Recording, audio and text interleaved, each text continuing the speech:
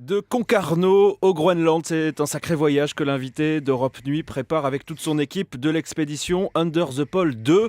Départ début janvier pour 22 mois sur un voilier pris dans les glaces pour plonger au plus près du cercle polaire. Bonsoir Guylain Bardou. Bonsoir. Alors dites-moi d'abord, que diable allez-vous faire là-bas ? Alors c'est de l'exploration avant toute chose, de l'exploration géographique, surtout de l'exploration sous-marine en fait, parce que c'est un peu notre spécialité. Nous on est porté par la passion pour la plongée sous-marine, l'exploration sous-marine, et puis on s'est spécialisé dans le polaire. Voilà. Après c'est pas seulement des projets de plongée évidemment, on passe quand même le gros de notre temps en surface, et puis autour de tout ce travail il y a une dimension scientifique, audiovisuelle et pédagogique. C'est ce que j'allais vous demander, à quoi ça sert tout ça ? Ça sert pas juste à faire de belles images, j'imagine. Non, non. Les belles images sont importantes parce qu'elles permettent de ramener une trace importante de ces milieux. On s'attaque quand même à certains environnements qui sont peu connus, voire pas du tout fréquentés. Faut savoir que le milieu sous-marin polaire, c'est un sanctuaire, c'est complètement vierge. Il y a très peu de programmes d'exploration sous-marine qui ont été faits.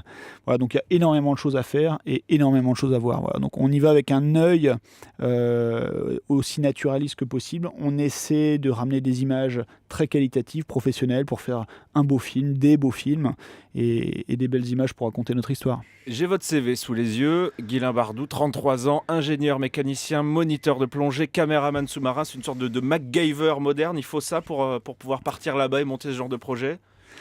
D'une manière générale, pour les expéditions, c'est pas mal d'être compétent dans différents domaines, d'être un peu polyvalent. Après, chacun amène sa touche. C'est vraiment les expéditions polaires et les grosses expéditions, les expéditions d'équipe, c'est vraiment un travail de complémentarité. Voilà, chacun est un petit peu polyvalent, mais est spécialisé aussi. Voilà, donc effectivement, moi je m'occupe, par exemple, sur le terrain, je suis le chef d'expédition et puis je m'occupe de l'image sous-marine. Et puis dans l'équipe, on va avoir un caméraman terrestre, on va avoir un photographe, on va avoir toute une équipe de plongeurs, cuisiniers, infirmiers, pour affronter médecins, le etc. cercle polaire, il faut toute une batterie de compétences. Il faut un petit peu de monde. Après, chaque projet est différent. On a aussi des projets solo, des projets à deux, des projets à trois. Chaque projet est différent, mais bon, à partir du moment où le projet devient important, c'est sûr que faut des équipes plus importantes. C'est une grande expédition, ça dure 22 mois. À quoi ressemblent les conditions de vie là-bas ? Vous êtes sur un voilier, à quoi ça ressemble ? Est-ce qu'on se marche dessus ? Est-ce qu'on finit par se détester ? Est-ce que vous vous attendez au pire ? À quoi on peut s'attendre là-haut ? On essaie de se préparer au mieux. On ne peut pas tout maîtriser, et ça c'est le propre de l'exploration. L'exploration, elle sera géographique bien sûr, elle sera aussi humaine. On essaie de se préparer au mieux en se projetant autant que possible. Et puis, alors à bord, la vie, elle est relativement confortable. On est quand même sur un gros bateau, un bateau chauffé, un bateau avec beaucoup d'équipements. Il y aura combien de personnes à bord ? On sera au maximum 12 à bord, souvent une dizaine, 10, 11, et puis il va y avoir des rotations. Voilà. Il y a une équipe fixe de 6-8 personnes, et puis des rotations de scientifiques, équipe de tournage, tout ça. Vous bougez pas, c'est ça ? Alors moi je vais beaucoup bouger, mais je vais toujours rester proche du bateau. Et remonter sur le bateau après. Justement, puisque votre truc c'est la plongée, parlez-nous un peu de sensations. À quoi ça ressemble ces plongées sous les glaces ? Qu'est-ce qu'elles ont de différent et qu'est-ce qu'on y voit de différent ? J'ai envie de dire que c'est un peu comme voyager dans l'espace, mais ce serait quand même très prétentieux. Et puis surtout, je suis jamais allé dans l'espace. Mais on a fait une expé au pôle en 2010, c'était Under the Pole 1, et c'est vrai que les plongées qu'on a réalisées sous la banquise en plein milieu de l'océan glacial arctique, il y avait un petit côté spatial. C'était complètement irréel, c'était des images très rares que l'œil humain n'avait jamais vues finalement. La prochaine fois au Groenland, on va certainement retrouver ce genre d'environnement. On va retrouver des volumes, des dimensions de glace à la sortie de la nuit polaire qui sont complètement majestueuses, féeriques. Plus tard dans la saison, on va aussi avoir des plongées beaucoup plus beaucoup plus entre guillemets classiques, des plongées type Atlantique Nord, hein, avec le développement planctonique, On avec croise de la l'avancée du vie printemps, de là-dessous. l'été. On croise de la vie. Énormément de vie, et puis la vie polaire est assez fascinante, hein. Elle nous berce depuis notre plus jeune enfance. C'est les cétacés du Grand Nord, c'est les narvals, c'est les belugas, c'est les baleines boréales, évidemment l'ours polaire, les phoques, les morses. Voilà, il y a une vie fascinante, un petit peu d'ailleurs comme l'est la faune africaine, hein. C'est des animaux qui sont mythiques et qu'on va fréquenter de très très près. Et c'est aussi, je pense, une des forces de ce projet, c'est qu'on part longtemps. On part longtemps avec une équipe importante et des moyens importants. On part longtemps et donc on va avoir le temps. Voilà. Et j'espère justement on aura le temps de prendre le temps d'approcher les animaux doucement pour les observer vraiment dans leur milieu. C'est une zone que vous commencez à bien connaître. Vous l'avez dit, il y a eu un Under the Pole 1, première expédition. Là, c'est la deuxième. Comment vous voyez l'évolution? Est-ce qu'il y a une évolution marquée, notamment, on pense au réchauffement climatique dont on parle depuis un moment. Est-ce que vous avez vu la situation évoluer là-bas quand vous y retournez?